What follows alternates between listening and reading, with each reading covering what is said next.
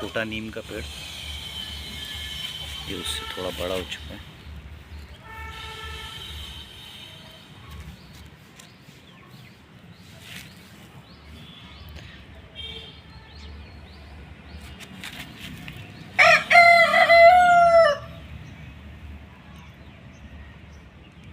इसकी भी हफ्ते में गुड़ाई करते रहें